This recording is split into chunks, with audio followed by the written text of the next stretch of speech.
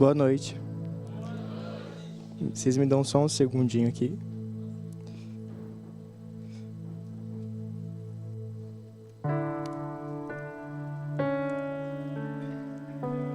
Amém. Tá. Boa noite. Você vai ficar aí? Obrigado. Vocês estão bem? Para quem não sabe, eu sou o Lucas, né? Obrigado. Para aqueles que sabem, eu continuo sendo o Lucas. Obrigado mais uma vez. Eu sou um pouco tímido. Sim, eu sou. Eu estou um pouco nervoso. Estou bem. Para quem não sabe, meus pais estão viajando. Eles estão já 2 semanas fora. Estou com saudades da minha mãe, saudades do meu pai. Lindo se vocês estiverem assistindo. Estou sobrevivendo, fazendo comida. Para quem foi ali no rolê dos meninos que teve esses dias, estou comendo até o estrogonofe que o João te fez. O Jack também tá bem. Passa a foto do Jack aí. Que lindo. Feio. Lindo. Eu acho que é isso. Acho que vocês não precisam saber mais nada, não. Da minha vida pessoal. Ontem eu cheguei aqui no GT, né? Eu tava num casamento antes de ontem, fui dormir meio tarde, cheguei meio tarde. Aí eu subi ali em cima e o que será que a Vicky vai pregar, né? Aí eu cheguei, olhei ali, aí tava escrito lá, correção. Eu falei, meu Deus do céu. Aí chegou a Vicky e eu perguntei, falei assim, Vicky, o que você vai pregar, né? O que você vai falar assim? Eu vou falar sobre renúncia, eu vou falar sobre disciplina, etc. Aí eu falei assim, tá tudo que tá no meu esboço que eu escrevi ontem à noite. Aí eu falei assim, glória a Deus, porque Deus está conectando as palavras em algumas questões. Aí ela começou a pregar, aí ela falou assim, não, é porque a disciplina vem de Deus, e ela usou Provérbios 3:2, que é o versículo que eu ia iniciar minha pregação. Aí, não, desculpa não, é Deus conduzindo. Então, é uma palavra um pouco de confronto também. O Jack tá atrás de mim, então vocês estão mais aliviados. Pode tirar o Jack, Bela. Isso. Então, a palavra é um pouco de confronto. No dia 12 de julho, eu li esse texto, que vai ser o texto base de hoje. E desde então, naquele dia, eu falei assim, Deus, o que eu preciso melhorar para me tornar isso que a gente vai falar daqui a pouco? E aí, Deus falou assim, tá bom, vou te corrigir. Aí durante 4 meses Deus tem me corrigido até então em diversas áreas da minha vida. Eu vou passar algumas dessas áreas, outras são mais particulares, não vou passar. Mas algumas áreas eu vou passar e vou falar com vocês algumas coisas. E é isso. E como a Vicky falou ontem, em Provérbios 3:12, vai falar assim, pois o Senhor corrige quem Ele ama. Assim como o pai corrige o filho a quem Ele quer o bem. Então, se você não ama alguém, você não corrige a pessoa. Tá certo. Se você não ama, você não corrige. Porque quem ama vai corrigir. Quem ama vai cuidar, falar assim, cara, eu acho que não tá certo isso. Agora, se nós não estamos sendo corrigidos por Deus, tem algo errado. De 2 às 1. Ou eu não tô aceitando correção, ou eu não tô ouvindo o que Deus tá me corrigindo. Então, quando eu cheguei mais perto de Deus, nesse tempo, nesses 4 últimos meses, Deus falou assim, tá bom. Você está mais perto de mim, agora eu vou te corrigir, deixa eu te tratar. E quando Deus trata, gente, dói muito. Porque a correção, ela dói, mas a correção, ela te edifica para você não se tornar um filho mimado, mas um filho maduro no Senhor. Então, Deus não quer filhos mimados. Ele quer filhos maduros. E para isso Ele vai te corrigir muitas das vezes.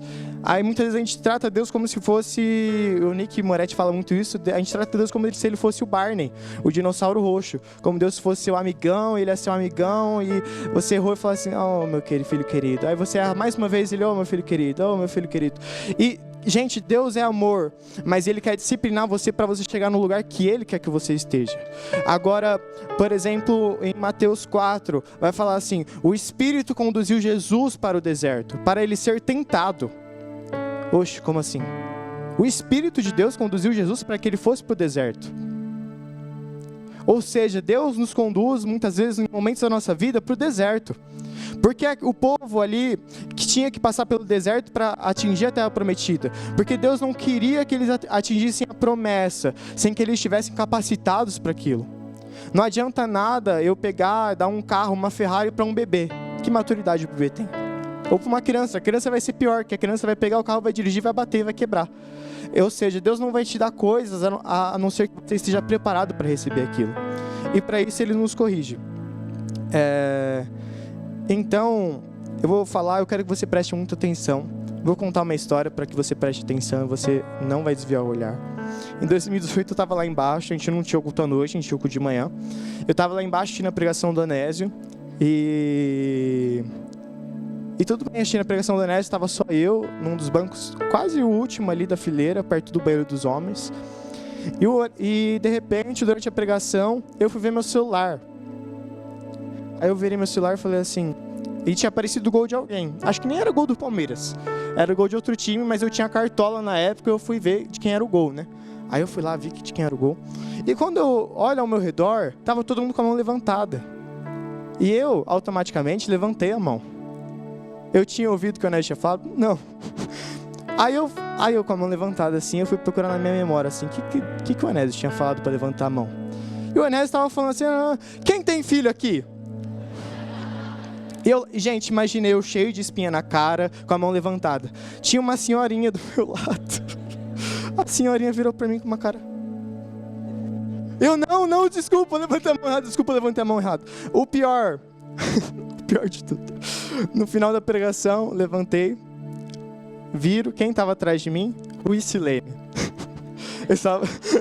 Eu imaginei falando assim, meu Deus do céu, o que eles vão achar? O que eles vão falar pro Louro e a Claudinha? Então, quando eu pedi para você levantar a mão ou repetir alguma coisa, presta atenção naquilo que eu tô falando, hein? Tá, vamos lá. Romanos 1:1. Para quem já ouviu alguma pregação minha, sabe que eu não coloco o texto na tela, porque eu quero que você traga a Bíblia, eu quero que você abra a Bíblia. Eu aprendi... Eu nem falei o nome da pregação, né? Tá, abre aí. Não, pode ir no Romanos mesmo, depois eu falo. Eu aprendi, gente, quando eu era pequeno, onde estavam os textos da Bíblia, quando o pregador falava, eu abria a Bíblia, porque eu não sabia. Eu falava assim, Hebreus, onde é que está Hebreus? Antigo Testamento ou Novo Testamento? Eu não sabia. E eu fui aprendendo, quando eu fui folheando a Bíblia nos cultos. Eu falava assim, Hebreus está no Novo Testamento, aqui. E eu comecei a me localizar geograficamente na Bíblia através dessa maneira. Então, se você tem Bíblia aí, procura uma Bíblia. Se você não tem, olha do amiguinho aí do lado, do seu irmão do lado. Se você não trouxe, tem Bíblia em casa, traga. Se você não tem Bíblia, compre uma Bíblia no nome de Jesus. Bíblia não é caro. O tênis que você quer é R$1.000, a Bíblia deve ser 30. Ou seja, algumas vezes menos o valor. Quem achou, diga eu achei. Quem não achou, diga misericórdia. Oh, misericórdia. Romanos 1, tá na tela, gente. Quando você tiver dificuldade para achar o texto, vai estar na tela, tá? Aí você não fica perguntando, Lucas, que texto que é mesmo? Vou passar, vai acompanhando, é bem curtinho. Eu, Paulo, escravo de Cristo Jesus, chamado para ser apóstolo e enviado para anunciar as boas novas de Deus, escreva essa carta. Feche seus olhos, vamos orar. Pai, sabemos que isso aqui é só um esboço, Pai. O que eu tenho aqui no meu computador é só um esboço. O que eu tenho é só uma palavra. É só o osso, mas o Senhor que dá a carne, o Senhor que é viva, Pai. Nós te pedimos que essa palavra venha avivada com o Teu Espírito Santo, Pai. Pai, que seja uma palavra que o Senhor venha, Pai, e nos encontre, Pai. Pai, nós aceitamos ser corrigidos pelo Senhor, Pai. Porque o Senhor é um Deus que sabe todos os nossos caminhos, Pai. O Senhor não é um Deus egoísta, o Senhor é um Deus amoroso que quer o nosso bem, Pai. E o Senhor nos encaminha para aquilo que nós devemos ser, Pai. Para os homens e mulheres de Deus que nós devemos ser, Pai. Por isso nós te pedimos no nome de Jesus, Pai, que como Paulo, Pai, nós venhamos a entregar a nossa vida nessa noite para o Senhor. No nome de Jesus, no nome de Jesus, amém. Amém. É só um versículo. E o tema da pregação de hoje é eu, escravo de Cristo. Há uns meses atrás, quando eu li esse texto base, É engraçado como Deus revela a Bíblia, né? Porque as cartas de Paulo sempre vão começar, ou as cartas no Novo Testamento, sempre vão começar com eu, vai falar um monte de coisa, e vocês, e gente, eu sempre passava quase reto, porque é tipo começo de e-mail, você não lê começo de e-mail, você só passa reto, quer ver o corpo do e-mail. Aí, Deus me incomodou e falou assim, lê direito. Aí eu, tá bom, vou ler. Aí eu voltei e falei assim, eu, Paulo, escravo de Cristo Jesus. Quando eu vi escravo de Cristo Jesus, eu falei assim, tá, já não faz sentido, porque nós é livre. Então, eu canto aqui que eu sou livre para correr, eu sou livre para dançar, então não faz sentido eu ser escravo. Se Deus me libertou, porque... Então Deus me libertou, eu era escravo do pecado, agora eu sou escravo de Deus, então eu sempre sou escravo de alguma coisa. E eu fiquei meio em paranoia. Aí, como toda boa pessoa que conhece já alguns caminhos, eu falei assim, tá bom, vamos ver o original. Só que antes do original... eu preciso te explicar um pouco da história de Paulo. Paulo, eu vou passar algumas histórias bem rápidas com vocês. Pode passar a próxima, Bela, por favor. Isso. A primeira aparição de Paulo é no capítulo de Atos 7, quando Paulo ele aparece na morte do primeiro mártir da igreja, Estevão. Estevão está pregando, e chega uma hora que eles falam assim...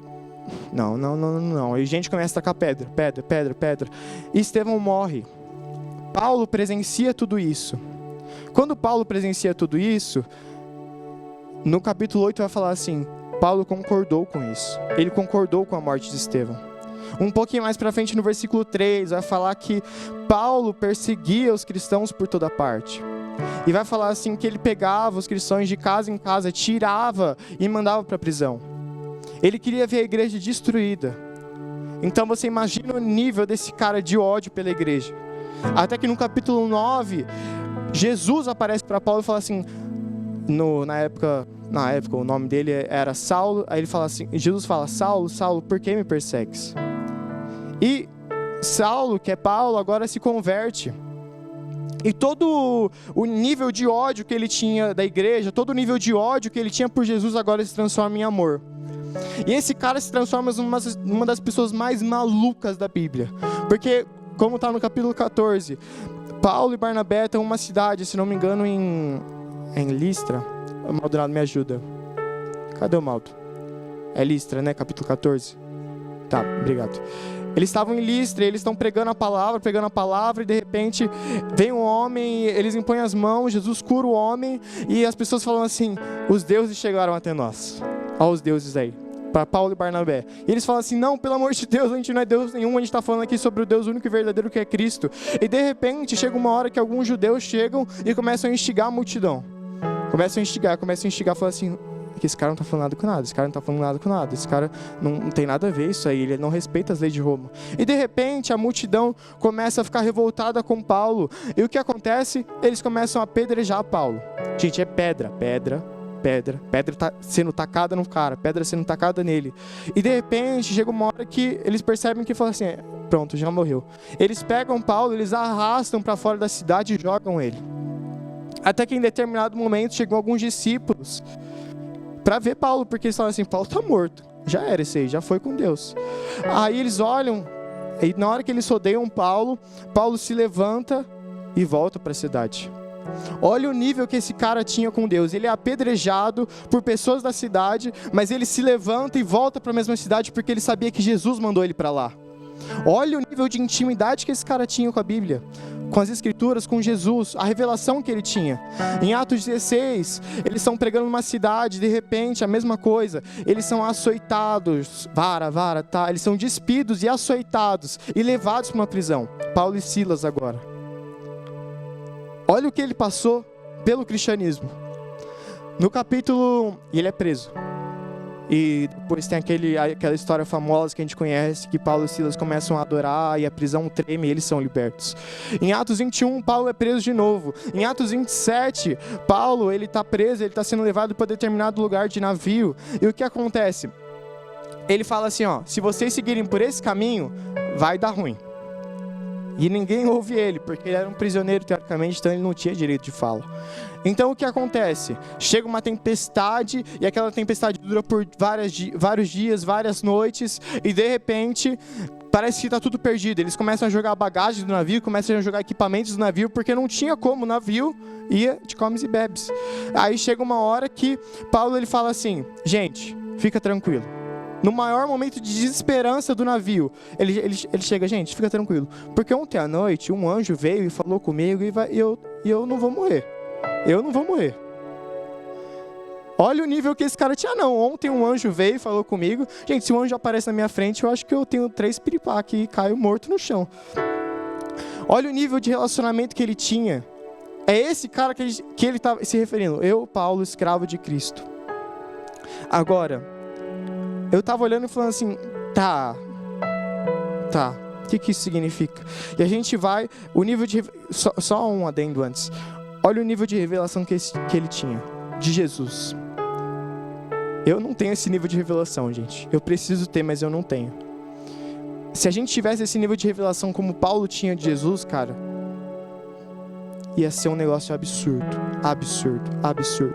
Porque a revelação que ele tinha levava ele para os lugares mais perigosos, e mesmo assim ele não tinha medo. Ele se levantava, tacavam pedra nele, ele se levantava, tô nem aí, e seguia. Porque ele sabia o que Jesus mandou ele fazer. A revelação que ele tinha era gigantesca. Agora, eu ainda na minha indignação, naquele momento, falava assim: como eu sou escravo se eu sou livre? Como eu sou escravo se eu sou livre? E eu venho para o original. Pode passar, Bela, para o original. A palavra no original para escravo significa doulos. Propriamente, alguém que pertence a outro. Um escravo, sem quaisquer direitos de propriedades próprios. Ironicamente, essa palavra é usada com a mais alta dignidade no Novo Testamento.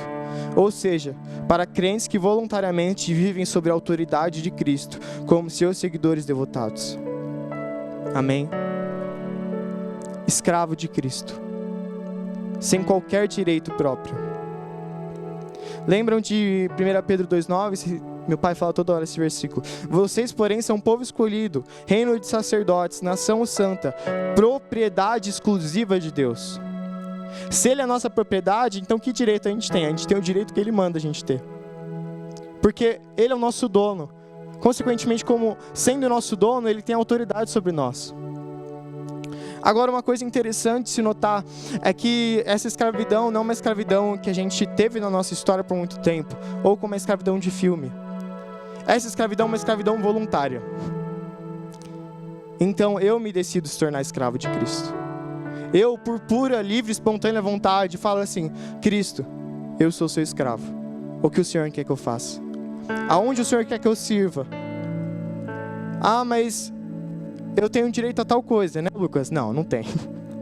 Os direitos que você tem é o que Deus coloca sobre você. Agora, é morte. O tema da pregação que eu queria colocar, mas ia ficar um pouco pesado, era morra.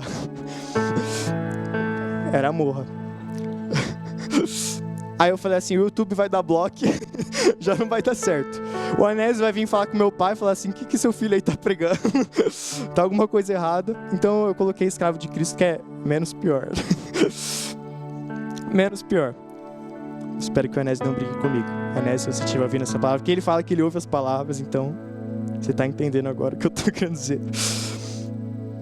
Morte, por que morte? Porque não sou mais eu quem vivo, mas Cristo que vive em mim. Gálatas 2:20 vai falar justamente isso. Paulo, com a revelação que ele tinha, vai falar assim: eu não ando mais aqui na terra, mas Cristo que está andando. Ele só me usa. E por onde eu vou, Cristo me usa. Se eu vou para minha escola, Cristo me usa. Se eu vou para minha faculdade, Cristo está me usando. Se eu for para o meu trabalho, Cristo que está indo. Porque ele tinha a revelação de que por onde eu for, Cristo que vive, não eu. Mas se fosse fácil morrer por Cristo, todo mundo de nós estava no céu já.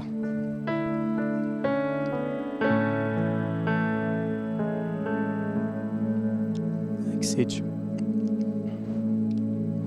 Ó, a garrafinha do sertão, tá? Se você não comprou, você perdeu, tá? Dani e Camila, nossa, elas são sensacionais. Tá? Onde é que eu tava mesmo? Achei. Mas se fosse fácil morrer por Cristo, todo mundo já estaria salvo. Por quê?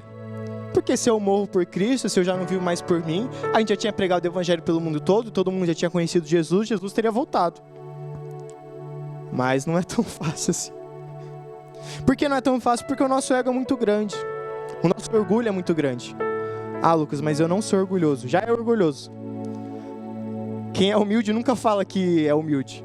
Já viu a pessoa humilde fala assim, não, eu sou a pessoa mais humilde de todas.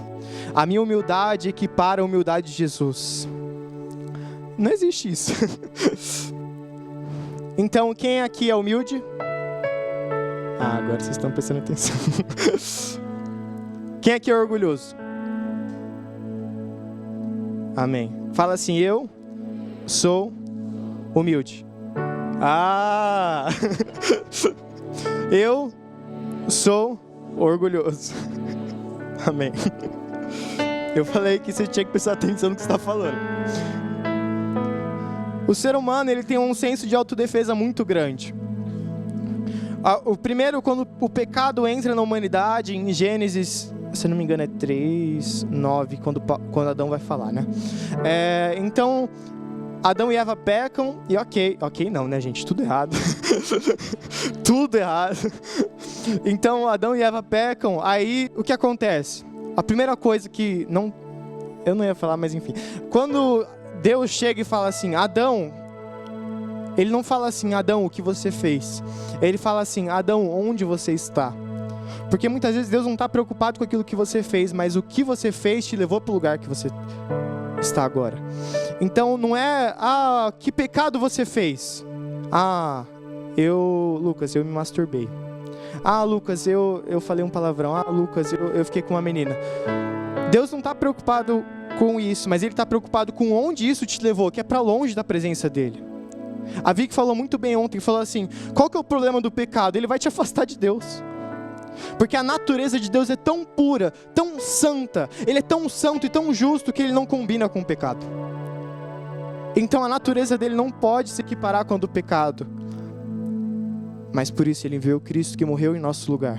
E agora Cristo tomou sobre si todos os nossos pecados e nós temos livre acesso a Deus. Mas nós precisamos nos arrepender. A gente vai falar sobre isso um pouco mais pra frente. Então quando Adão e Eva pecam, algumas coisas são evidenciadas que começam a surgir. Porque a primeira coisa que acontece, Adão ele percebe que estava nu. A primeira coisa que acontece nesse momento é a falta de pureza. Ele percebe que ele estava nu e falou assim, como assim? Então, e hoje piorou 50 mil vezes, porque hoje a nossa mente é muito pervertida. Eu tava... vou falar aqui. Alguns meninos já sabem da história. Tava no restaurante, aí fui pagar a conta. Alguns já riram. Fui pagar a conta. Eu só queria pagar a conta. Na verdade, eu nem queria pagar a conta, né? Se fosse de graça, ia ser melhor. Cheguei lá, fui pagar a conta. E o atendente, ele atendeu a gente por 3 segundos. Falou assim, eu vou ali na minha folga, e nunca mais voltou, só voltou pra cobrar a conta. Ou seja, eu não tinha nenhuma intimidade com ele. Aí ele chegou em mim, finge que você é eu, tá? E eu sou o garçom. Ele chegou em mim e falou assim, vai ser pesado isso. Vai ser pesado, tá, gente? É pra ser pesado. Falei assim, nossa, você deve comer muita menina, né? Aí ele olhou pro meu anel e falou assim, não, você é comprometido. Aí eu falei assim, quase que eu falei assim, com a minha namorada e com Deus, né?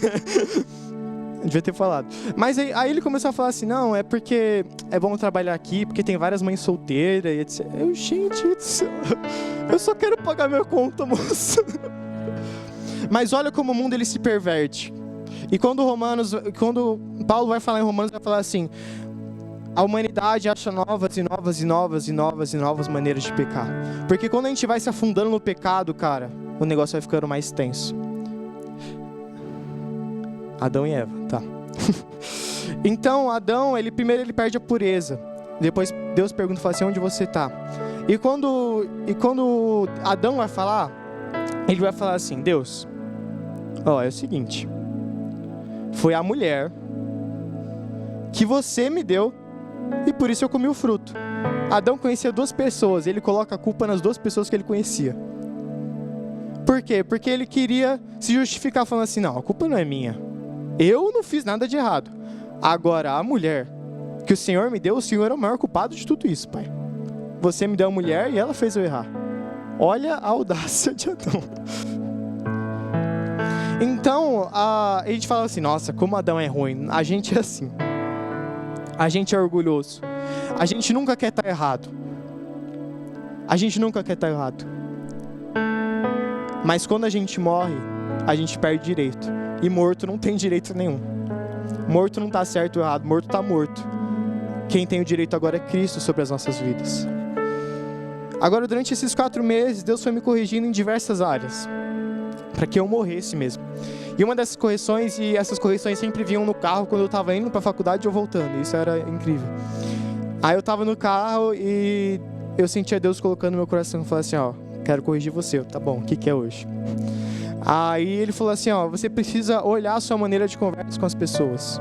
Eu falei isso para alguns meninos também. Aí eu falei assim, tá bom, que tipo de conversa? Então, vou dar um exemplo para você para ser mais claro, tá? Eu não falei exatamente essas coisas na minha vida, eu espero que não. Mas a gente faz muito isso. Você, vem aqui. Só fica de pé, fala assim, ó. Calma aí, me ajuda.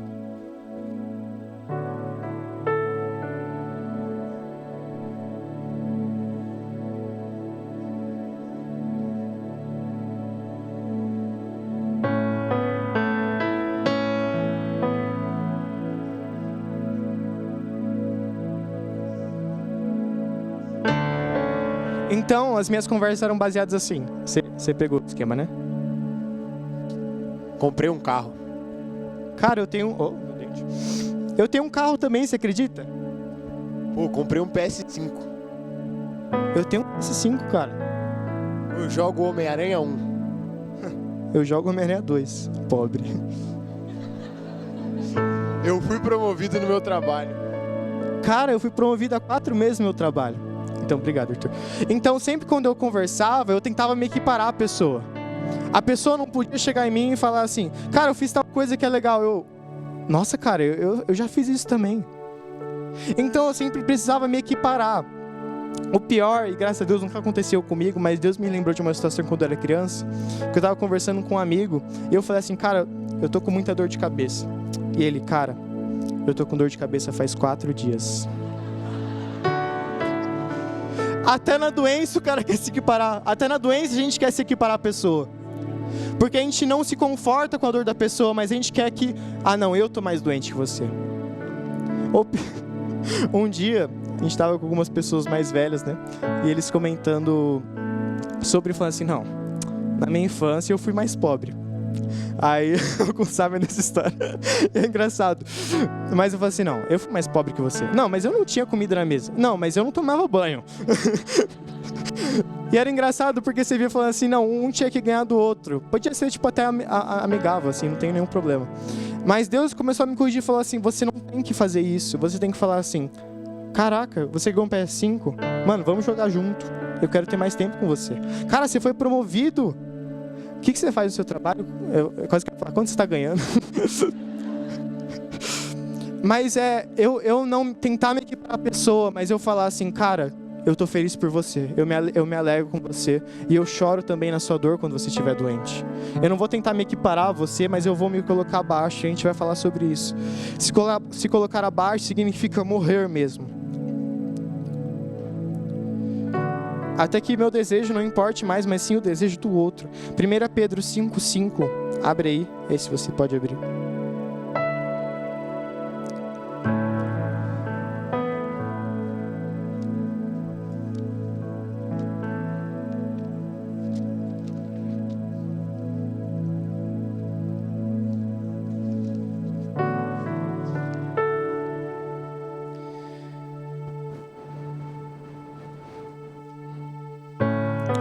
Quem achou, diga amém. Ixi, se eu falar que não achou, vai ter muita misericórdia. Vou esperar mais um pouco. É bom que você está achando o lugar onde está 1 Pedro, né? Quando você for estudar na sua casa e ler a Bíblia, você vai saber já onde está o lugar. Amém? Glória a Deus. 1 Pedro 5,5. Da mesma forma, vocês que são mais jovens, Deixa eu ler essa versão aqui. Da mesma forma, vocês são mais jovens, sujeitem-se aos mais velhos. Sejam todos humildes uns com os outros, pois Deus se opõe aos orgulhosos, mas concede graça aos humildes. Portanto, humilhem-se sobre o poder de Deus, e Ele os exaltará no tempo oportuno. A gente tem o conceito de humilhação muito voltado para aquele versículo, que é os humilhados, que não é assim o versículo, né? A gente já começa errado. Os humilhados serão exaltados. Então, a sua tia tá lá no trem, 6 horas da manhã numa segunda-feira. E ela posta esse versículo porque ela fala assim: eu tô sendo humilhada.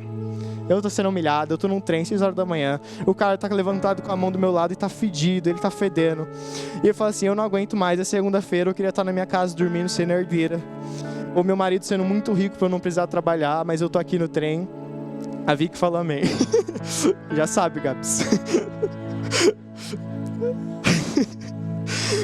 E a tia, ela posta no Facebook. Eu não coloquei isso, agora que eu lembrei. Mas tinha uma figurinha que eu achei no Facebook que era exatamente isso: uma pessoa ajoelhada, os humilhados serão exaltados. Aí eu falei, mas não é isso que o texto está querendo dizer. O texto diz exatamente assim: quando eu me humilhar.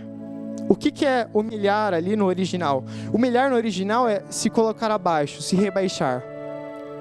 Então não é quando você é humilhado falando assim: nossa, meu chefe me tratou muito mal, eu estou sendo humilhado, mas daqui a pouco eu vou ser exaltado.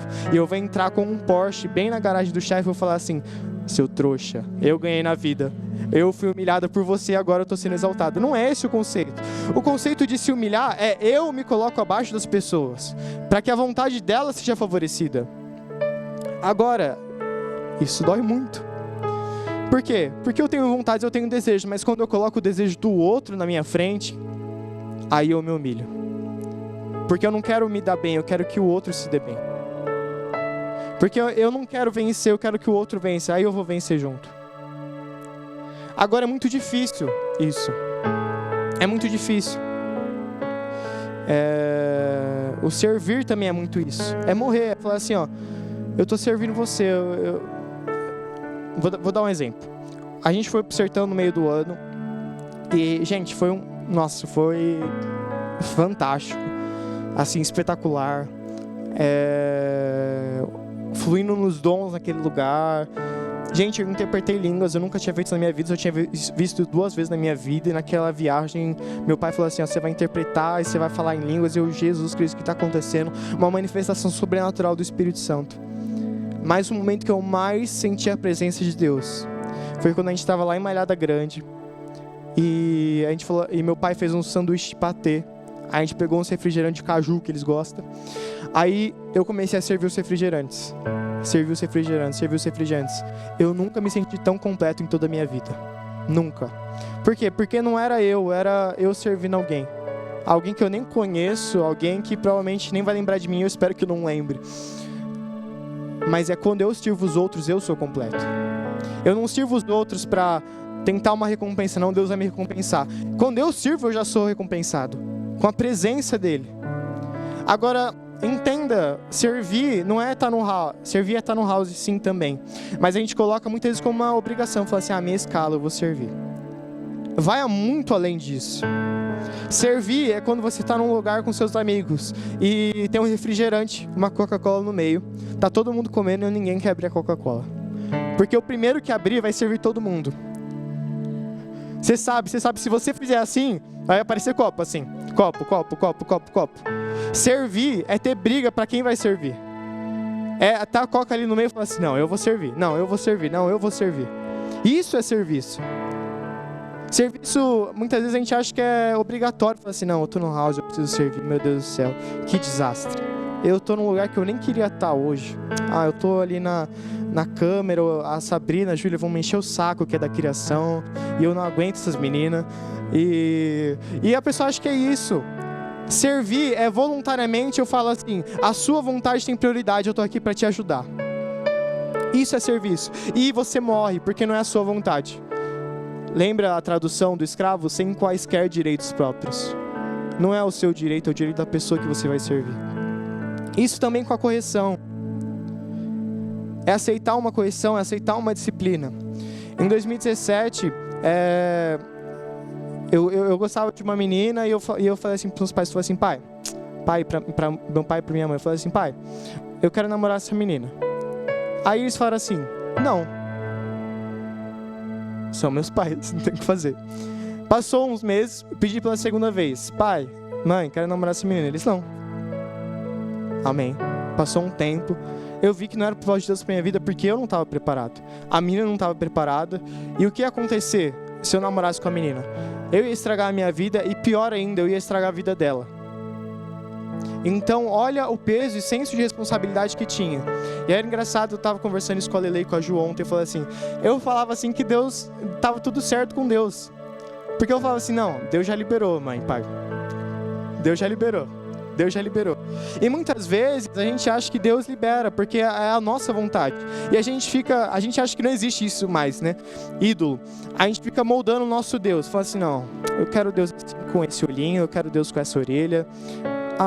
Esse texto nas escrituras não me agrada muito. Eu acho que eu vou mudar para isso aqui. E eu ficava moldando o meu Deus para Ele suprir as minhas vontades. E aceitar uma correção é morrer. É morrer. Porque dói. Dói quando você não está certo. E meus pais me corrigiram. E, gente, talvez eu não estivesse hoje aqui pregando para vocês se meus pais não tivessem me corrigido. Para onde aquilo teria me levado? Para onde aquilo teria me levado? Aceitem a correção faz bem. A correção de um pai, a correção de um líder, a correção de um amigo seu faz bem. Pais, eu falo para vocês, saibam dizer não para os seus filhos. É a melhor coisa que vocês podem fazer. Lucas, você não é nem pai. Eu levantei a mão, mas eu não sou pai mesmo. Lucas, mas você não é pai. Eu falo assim, mas eu fui um filho que eu ouvi um não. E eu sou muito grato aos meus pais até hoje por isso. Eu sou um filho que ouvi um não. Não criem filhos maduros. Filhos maduros não. Criem filhos maduros. Não criem filhos mimados, que só sabe sim, sim, sim, sim, sim, sim. E no final da sua vida você vai falar assim, filho, você fez tudo de errado. É lógico que você não disse não para ele. Você não ensinou ele o caminho correto. Aceitem a correção dos seus líderes, a correção de pessoas que estão próximas a você. E meu querido, vai doer muito. Você vai achar que seus pais estão errados, que eles são uns lixos, mas eles querem o melhor para sua vida, como Deus quer também. Então morrer, não existe mais desejo e vontade para mim. Sejam nas grandes decisões ou nas pequenas também. Se alguém falar assim, fica quieto, você está falando muito no culto aí. Aceita, você tem que falar menos no culto mesmo. Ou quando a pessoa está no celular assim no culto, você fala assim, mano, guarda aí por favor. Aceita, porque a pessoa quer o bem para você, ela quer que eu ouça essa pregação para você não pegar o celular mais durante a pregação, amém? Vocês falaram amém mais fraquinho, amém? Isso. Então é aceitar e não querer ficar justificando muito. Deus está me corrigindo nisso também. Estou falando muito já. Deus está me corrigindo nisso também. E no meu trabalho, na sexta-feira, tem uma menina lá que ela coordena todas as atividades, né? Então essa atividade é para você, essa atividade é para você, essa atividade é para você. E na sexta-feira, gente, pós-feriado, eu nem queria trabalhar. A menina chegou para mim e falou assim, tem tal atividade errada. E, gente, eu não tinha feito atividade, não era atividade minha. E eu tava lá escrevendo, não fui eu que fiz, mas eu vou arrumar, tá? Na hora, o Espírito Santo me incomodou, falou assim, apaga essa mensagem. Aí meu Deus, mas eu não fiz aquela atividade. Aí ele, só apaga. Você está querendo se justificar muito, querendo que você fale assim, não, o Lucas não errou. As atividades do Lucas estão todas certas. Aí Deus falou assim, apaga, eu só mandei. Bom dia. Tá bom, vou corrigir. É morrer, falar assim, Lucas, mas você estava certo. Tava. Eu não fiz atividade. Mas eu morri. Eu não tenho mais direito. Eu morri. O que adianta eu estar certo ou não? Que diferença isso faz? Que diferença faz numa briga eu estar certo ou não? O que isso vai mudar? Eu quero resolver o problema ou eu quero estar certo? Eu estou brigando com alguém, eu quero resolver ou eu quero ter a razão? Como cristão, a gente morreu. A única razão que a gente tem é Cristo. E a principal coisa que a gente tem é o perdão.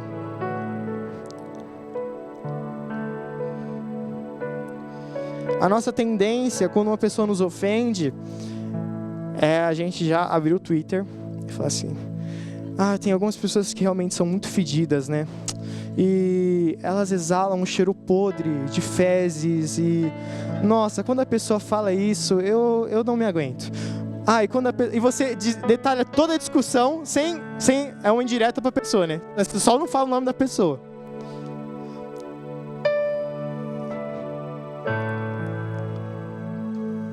Lucas, abre comigo em Lucas 23:32, por favor.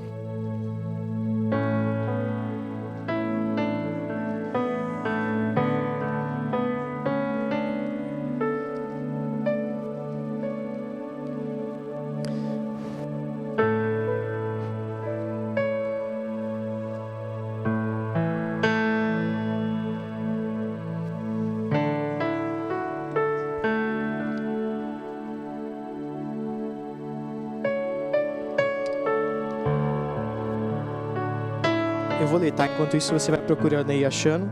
É Lucas. Evangelho, você sabe onde tá, gente, pelo amor de Deus. Lucas 23:32. Tá falando sobre a crucificação de Cristo. 2 outros homens, ambos criminosos, foram levados com eles, a fim de também serem executados. Quando chegaram ao lugar chamado Caveiro, pregaram na cruz. Os criminosos também foram crucificados, um à sua direita e outro à sua esquerda. Antes disso, gente, Jesus estava sendo humilhado. Eles falavam assim: se você realmente é o rei dos judeus, aí se salva. Você salvou tanta gente, se salva agora. Você não é o Cristo que vinha para libertar a gente? Se liberta agora disso. Tinha uma placa: esse é o rei dos judeus. Olha como ele é rei. Batiam em Jesus. Mataram ele. Nós matamos ele. Não é as pessoas daquela época, nós matamos também. Agora, Jesus sofrendo o que ele sofreu, Jesus sendo ofendido como ele foi ofendido, ele fala assim: Jesus disse: Pai, perdoa-lhes, pois não sabem o que fazem. Pai, perdoa-lhes, pois eles não sabem o que fazem. Jesus foi ofendido, Jesus foi humilhado. E a primeira reação de Jesus tinha todo o direito de falar assim: eu espero também que vocês vão para o inferno. Porque ele tinha o direito. Ele estava sendo humilhado, ele estava sendo espancado, estavam tirando com a cara dele, com Deus, um próprio Deus. E a primeira reação de Jesus não é retrucar. A primeira reação de Jesus não é falar assim: tá bom, eu sei para onde eu vou, agora vocês eu não sei. A primeira reação de Jesus não é essa. A primeira reação de Jesus é: Pai, perdoa-lhes, pois eles não sabem o que fazem. A gente não tem o direito de julgar as pessoas. A gente não tem o direito de se ofender. Jesus não se ofendeu. Jesus naquela cruz tinha todo o direito de se ofender, de falar assim: vocês não merecem isso. Mas Jesus nunca retrucou na mesma moeda. A primeira reação de Jesus era sempre: Pai, perdoa eles. Agora a nossa reação instintiva é retrucar, é falar na mesma medida. A primeira reação de Jesus é: Pai, perdoa. Eu morri. Já não sou mais eu quem vive, mas Cristo que vive em mim. Agora nós, como ministros de Cristo, a nossa função é: alguém nos ofendeu? Pai, perdoa. Alguém bateu na gente? Pai, perdoa. Alguém xingou Jesus na nossa frente? Pai, perdoa. Lucas, mas eu tô com a razão, a pessoa me ofendeu. E daí? Você morreu. Você não tem mais direito. Não tem como guardar ranço das pessoas. Não tem como falar assim: eu não gosto daquela pessoa. Não tem. Dói pra caramba. Dói pra caramba.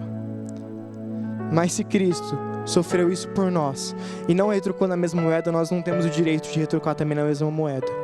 No mundo, as pessoas morrem pra gente. Então, aquela pessoa morreu pra mim. Não falo mais com ela. No evangelho é diferente. Eu morro pelas pessoas. No evangelho eu falo assim, não, tudo bem, eu morro por você. Você me ofendeu, não tem problema, eu me humilho. Não tem problema, não tem problema. Você me xingou, você me detesta, não tem problema, eu te amo, eu tô orando por você. Lembra da listinha da Vi que falou ontem? A primeira pessoa que tem que estar na listinha é a pessoa que vai te ofender. A primeira pessoa. Eu lembro que a gente estava ministrando alguns meninos e o menino falou assim, ó, tá difícil porque tem um menino que tá me enchendo o saco.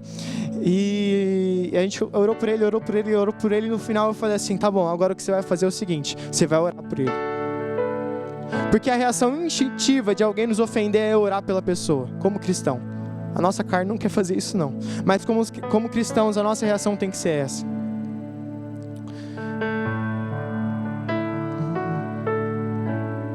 Deus tem me instruído em diversas coisas, sendo escravo de Cristo.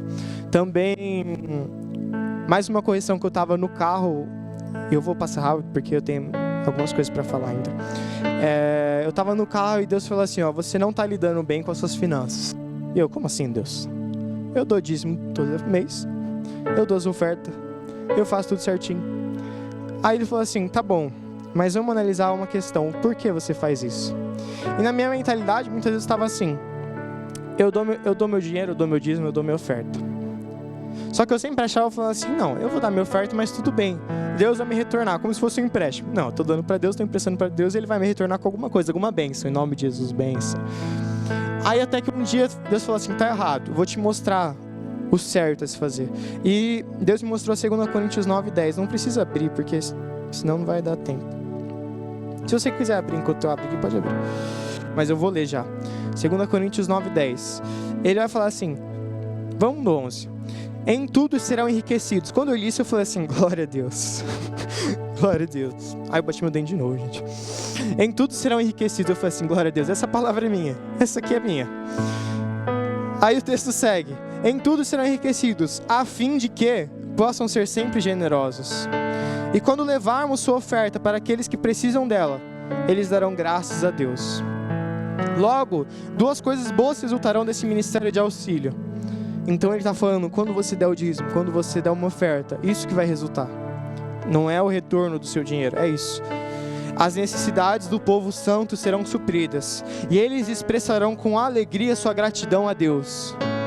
Essa é a recompensa do dízimo, essa é a recompensa da oferta. Lucas, mas eu nem trabalho ainda. Mas já pega essa palavra para você. Porque quando a gente começa a receber, uma das coisas que mais fica tendenciosa no nosso coração é colocar o dinheiro como centro das nossas vidas. Mas quando a gente fala assim, eu morri, o dinheiro não é meu, o dinheiro é de Deus, Senhor, o que você quer fazer é diferente. Porque Ele vai falar assim, ajuda aqui, ajuda ali, faz isso aqui, faz aquilo outro. E o que vai ser, Lucas, o que eu ganho com isso? Você vai ver pessoas dando glória a Deus. Essa é a sua recompensa. Sua recompensa não é, eu vou me tornar rico em nome de Jesus, eu vou me tornar bilionário, eu vou investir no reino de Deus. Você acha que a igreja e o dízimo é como se fosse, como é que é o nome?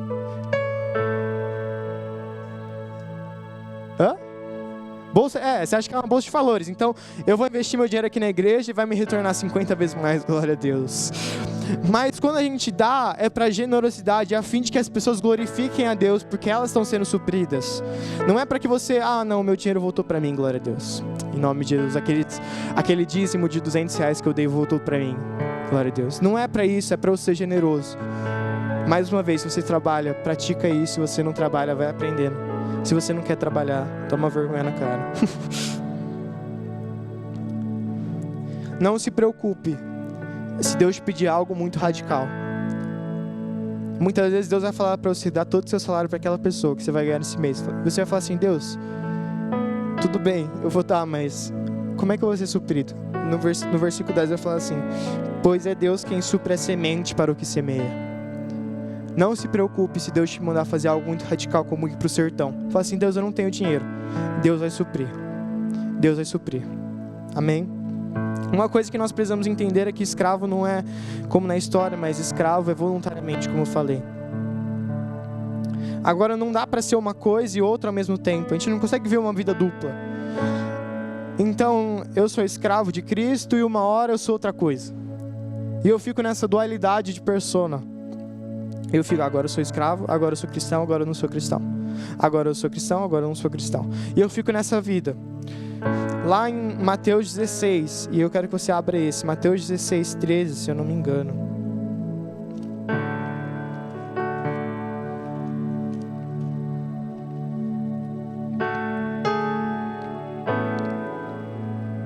Mateus 16, mas não é 13, é 24.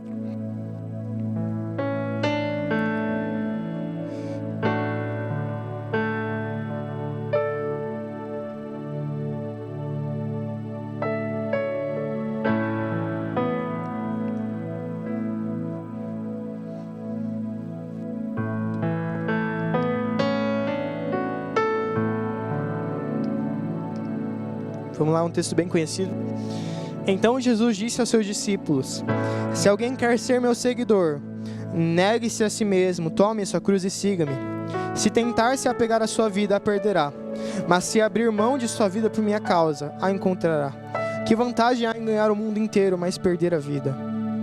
Jesus está falando assim, Jesus está falando o seguinte, ó, você quer me seguir? Você quer ser um cristão? Porque tá um monte de gente, Jesus falando assim, eu creio que Jesus pensou, tá? Não tá isso na Bíblia, eu tô dando a minha interpretação agora. Porque Jesus pensou, falou assim, vamos separar o joio do trigo agora. Vamos ver o que vai acontecer. E Jesus fala assim, se alguém quiser me seguir, você vai tomar a sua cruz, você vai negar a si mesmo e você vai me seguir. Se você fizer isso, não vai me seguir. Agora, o que é o negar-se a si mesmo? A palavra no geral negar é destruir tudo. Destruir tudo. Eu destruo a mim mesmo por inteiro. Eu morro. Então Senhor, eu morro. Eu nego a mim mesmo e me torno seu seguidor. Agora, às vezes a gente acha que consegue viver nessa dualidade, mas se a gente quiser seguir Jesus, existe e precisa muito de renúncia. Renúncia é falar assim, isso aqui já não vale mais pra mim. Isso aqui já não vale mais pra mim. Isso aqui já não vale mais pra mim. Isso aqui já não vale mais pra mim. Porque a gente fica tentando viver com a carne. Então, a gente tá caminhando. Vamos colocar assim, tá? Vem pra cá. Esse aqui. A gente tá caminhando pro inferno, certo? Amém? Não amém. A gente tá caminhando pro inferno. A gente vem em um culto, a gente se arrepende. Uau, glória a Deus. Aí chega segunda-feira. Terça, quarta, quinta, sexta, sábado, domingo. Uau, me arrependi. Em nome de Jesus, chorei muito no culto, Deus falou comigo. Aí na segunda você volta. Pra onde você tá indo mais? Pro inferno ou pra Jesus? Pro inferno. Agora a gente acha, eu me incluo nisso, tá? A gente acha que Deus é trouxa. A gente fala assim, Deus, eu entrego a minha vida pro Senhor. Ai, tudo é teu. Eu me arrependo dos meus pecados. E na segunda-feira volta pro mesmo pecado. Quem a gente acha que Deus quer pra ficar brincando, falando assim, gente, a gente não consegue mentir pra Deus. A gente não consegue mentir pra Deus. Ele sabe a intenção do nosso coração. Agora, se a gente vem pra um culto, só chora, a gente não tá negando a si mesmo. A gente tá inventando na nossa cabeça uma ideia de que eu tô mais purificado que eu fui no culto. Não é isso que funciona. Deus não está te chamando para viver uma vida de culto. Deus está te chamando para viver uma vida de Cristo. E negar a si mesmo não é no culto de domingo. Negar a si mesmo é na segunda, quando você acordar, que você vai estar irritado, você vai falar assim, meu Deus, eu odeio minha vida. Mas você vai falar assim, Jesus, eu morro. O que o Senhor quer que eu faça hoje? Jesus, hoje eu morro. Obrigado porque o Senhor me considerou digno de passar por isso. Os discípulos estavam sofrendo perseguição. Em Atos 5 vai falar assim, eles falavam assim, Deus, obrigado, porque o Senhor me considerou digno de passar por perseguição em teu nome. Aí a gente levanta na segunda e fala assim, Deus, eu te odeio, porque o Senhor criou a segunda-feira. Amanhã é segunda-feira. E vai ser uma bênção, em nome de Jesus. Onde Deus quer te usar amanhã? Onde Deus quer te usar amanhã? Não acorda, cara, e reclama da vida. Acorda e fala assim, Senhor, eu morro. Eu morro e eu sou teu escravo. O que o Senhor quer que eu faça hoje? Eu estava falando sobre santidade. Tá, deu um adendo aqui, mas eu vou voltar. Então, renunciar é viver em santidade. Renunciar não é simplesmente chorar em um culto e achar que tá tudo bem. Eu senti um alívio, Deus me aliviou nesse culto, em nome de Jesus. Renunciar, e tem uma música do Thales que fala assim: todo dia o pecado vem, me chama, todo dia as propostas e as tentações vêm e elas me chamam, mas eu escolho Deus. E vai seguir um pouquinho mais pra frente e falar assim: eu morri pra minha vida para que agora eu viva a vida de Deus. Então eu renunciar e falar assim: não, eu não quero isso, eu não quero isso, eu não preciso disso. Eu não preciso desse pecado. Eu não preciso disso. Já não sou mais eu quem vive, mas Cristo que vive em mim.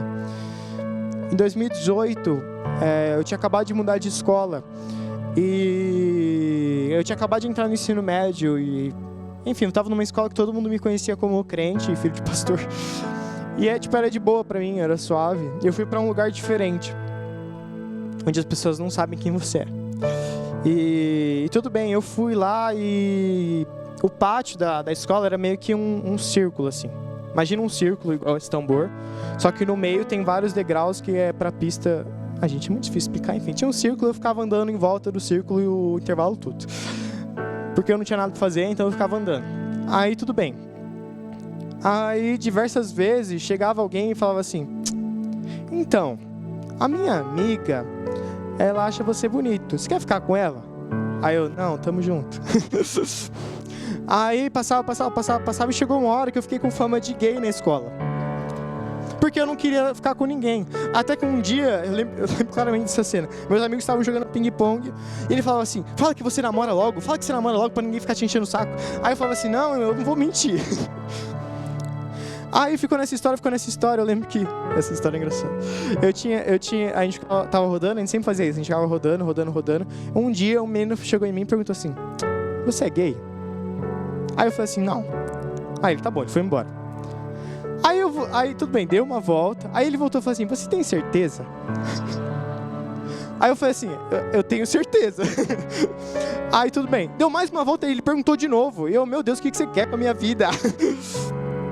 E um dia, eu lembro disso, conversando com alguns jovens da galera. Alguns jovens até que tinham... não eram posições tão... não era líder de nada, mas estavam ali perto. Eles falaram assim... Daí que veio a história do test drive, tá? Eles falavam assim: não, acho que realmente tem que fazer um test drive, às vezes, pra namorar, né? Dar um beijo ali pra ver se vai funcionar mesmo. Imagina pra mim, vendo aquilo, falando assim, com todas as oportunidades que vinham. Fala assim: se os caras aqui que estão na liderança ou perto ali estão falando isso pra mim, eu vou dentro. Mas eu falei assim: não, eu sei quem é Deus. Eu sei quem é Deus. Eu sei que Deus não me chamou pra isso. Lucas, mas você não queria. Fala assim: gente, não é porque eu sou filho de pastor que eu não tenho desejo nenhum. As pessoas acham que filho de pastor é blindado, assim, tem uma nuvem de glória em volta dele, que ele não sente nada, ele é perfeito, ele é imutável. Fala assim: não, filho de pastor, o Dudu não tem nada. O Dionis, o Lucas, não tem nada. Gente, a gente sente o mesmo desejo, o mesmo prazer, mas negar é cada um que escolhe. É cada um que escolhe por decisão sua. Não importa se você é... A Vicky falou isso também ontem, olha as conexões. Ela falou assim: não importa se você é filho de pastor, se você é filho de não sei quem, filho de não sei quem. É a sua vida com Deus. Você não vai herdar do seu pai falando assim: não, agora eu herdei do meu pai a salvação. Você não herda a salvação. Você tem que escolher o seu caminho. Você tem que negar a si mesmo. E dói, porque muitas vezes você quer, mas você tem que renunciar a algumas coisas. 1 Reis 19:19. E eu tô acabando em nome de Jesus, que vai dar horário também.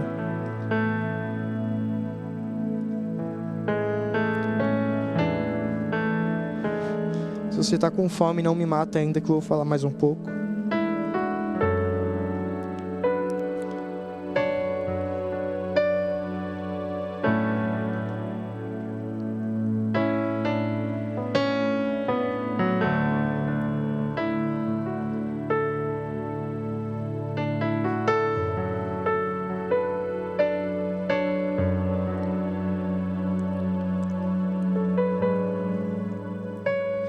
Seguir a Cristo vai precisar de renúncia, cara. Exige sacrifício de coisas que até nós às vezes amamos. A gente vai ler um texto, o Gabriel até comentou com esse texto esses dias lá no encontro que a gente estava tendo. Eu falei assim, miserável, sabe até que eu vou pregar. Aí é engraçado porque, e exatamente isso que eu falo, é engraçado porque a gente às vezes canta músicas que a gente nem entende. Então, eu tô dando um exemplo, tá? Não se sinta ofendido. A gente tá cantando lá, eu vou subir o monte. Eu falo assim, aí começa a cantar que a tempestade é você, então me tira o medo que me faz. A pessoa nunca leu o Êxodo, ela nem sabe aquilo que tá cantando. Ou ela começa a cantar, e a cidade, e ela nem sabe que cidade que é, ela acha que a cidade é Osasco. Aí ela começa a cantar essa música e fala assim, eu vou queimar minhas carroças, eu vou fazer aquilo, eu falo assim, mas às vezes a pessoa nem entende. E eu tava comentando, acho que foi os Olhos. Os Olhos perguntou pra mim ontem, falou assim, por que essa música não toca mais na galera? Aí eu falei assim, olha, Lid, eu não coloco mais por uma questão. O pessoal, muitas vezes vai que é o hype da música, e começa a tocar aquela música, a pessoa já começa a chorar, oh meu Deus do céu, oh, meu Deus do céu. Ela já se quebranta, o culto inteiro ela tava assim, ó. Aí toca aquela música, aí eu falo assim, vai gerar um hype que não vai ser uma adoração verdadeira, eu acho. Então eu não quero estimular isso nas pessoas.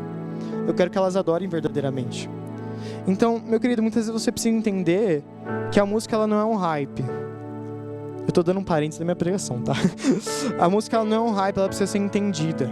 O que você tá cantando? A gente vai cantar uma música daqui a pouco que, gente, eu não entendi, eu falava assim, meu Deus do céu, por que eles estão colocando essa música? No acampamento eles vieram e falaram assim, não, a gente vai tocar uma música chamada Canção de Simeão. E eu falei assim, meu Deus do céu, o que esses caras querem com essa música? Eu nunca ouvi essa música na minha vida.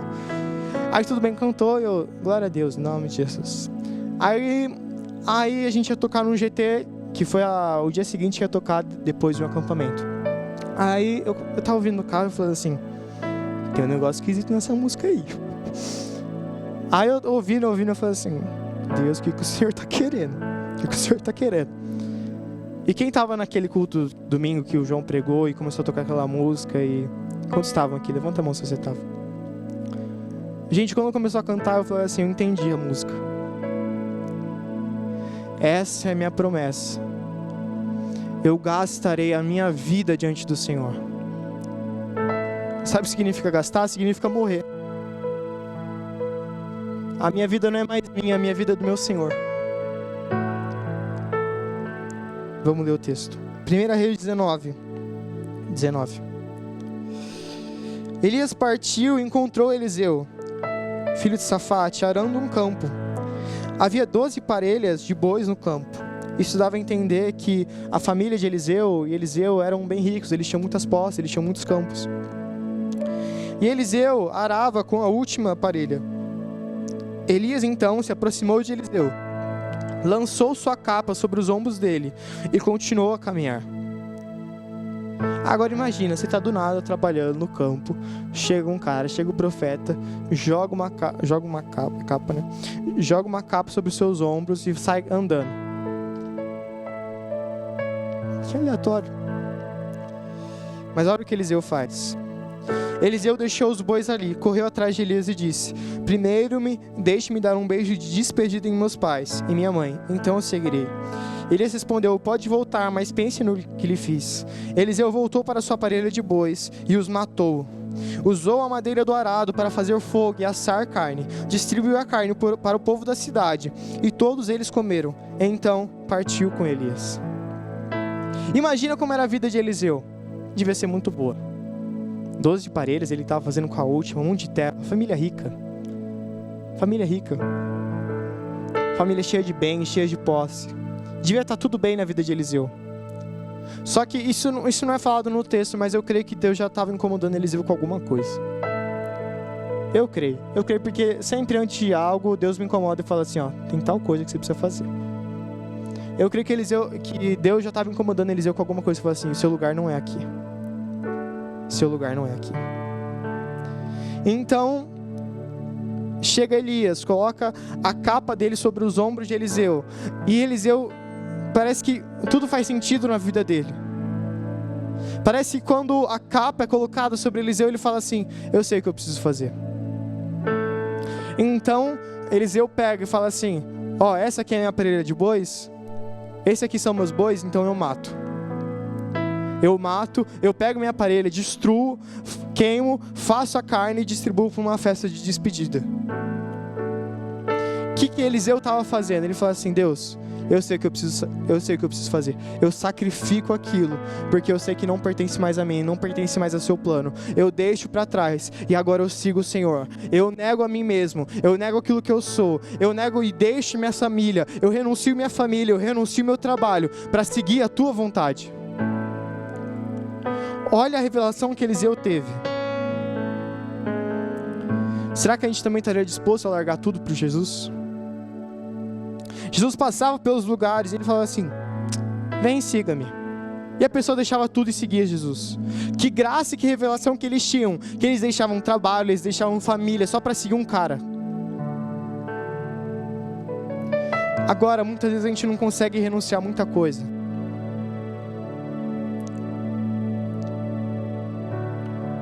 Muitas vezes a gente não consegue renunciar.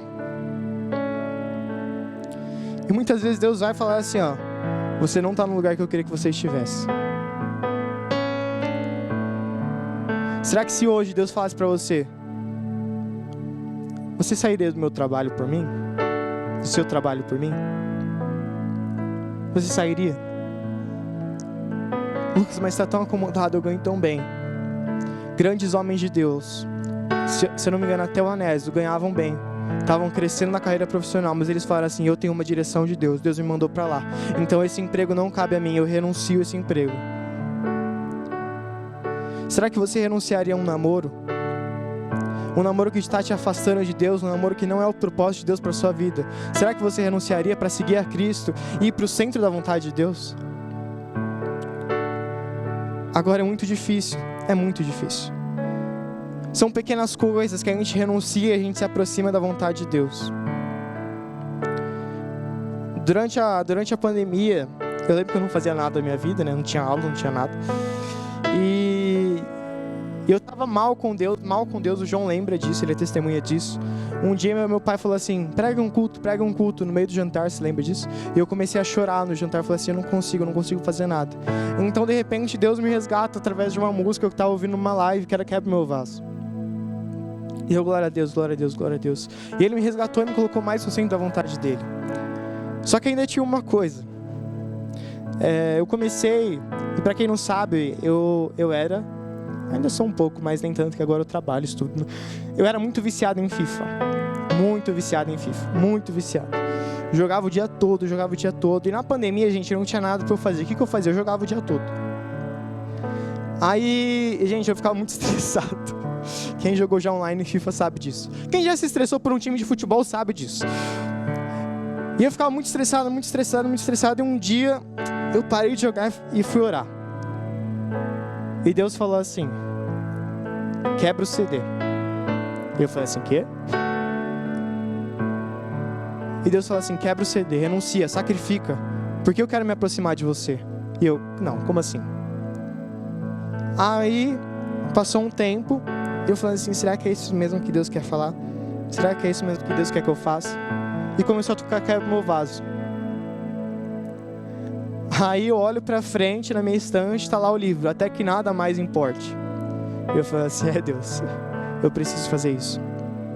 Eu peguei o CD na minha mão, meu videogame ficava no meu quarto, glória a Deus, não fica mais no meu quarto. Eu peguei o CD na minha mão e falei assim: Jesus, eu sacrifico isso, para que eu tenha mais intimidade com o Senhor e não me afaste da sua presença. Eu tô falando pra você que isso aqui não é mentira. O que você precisa renunciar para se aproximar de Deus, para ir para o centro da vontade de Deus? Meu querido, esses 3 meses depois que eu cortei esse jogo, foram os 3 melhores meses de Deus comigo.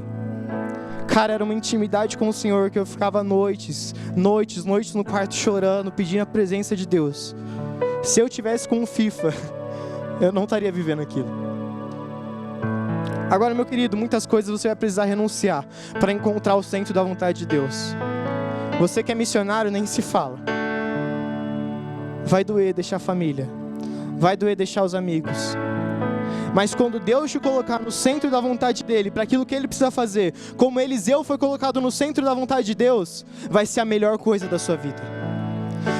Quando você falar assim, Deus, eu vou renunciar talvez às músicas que eu escuto, Deus, eu vou renunciar talvez a esse jogo que eu jogo, Deus, eu vou renunciar talvez a assistir futebol para passar mais um tempo com o Senhor. Cara, Deus vai derramar uma graça de Deus sobre a sua vida que você não vai mensurar aquilo.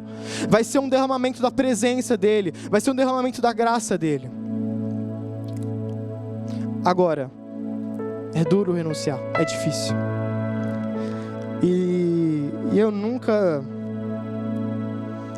imaginei que Deus ia me levar para outro lugar, né?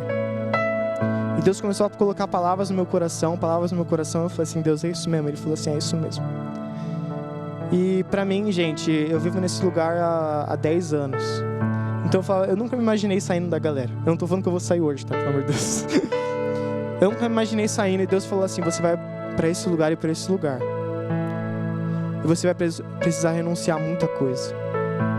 E quando eu comecei a cantar naquele dia a música, eu falei assim, Senhor, eu gastaria a minha vida diante do Senhor. Eu gastaria a minha vida diante do Senhor. Eu gastaria a minha vida diante do Senhor para que o Senhor seja coroado. Deus começou a ministrar essas coisas no meu coração e falar assim, exige renúncia. Exige renúncia, exige dor. Às vezes Deus deu promessas para você na sua vida que vai precisar de alguma renúncia. Seja aqui em Osasco ou seja em outro lugar, vai precisar de alguma renúncia. Muitas vezes você não vai estar disposto, mas Deus vai conduzir da melhor maneira para isso. Eu, Lucas, escravo de Cristo, a minha vida não pertence a mim. Eu quero que você entenda isso, a sua vida não pertence a você. Se você quiser fazer essa oração, se você quiser fazer essa entrega, feche seus olhos.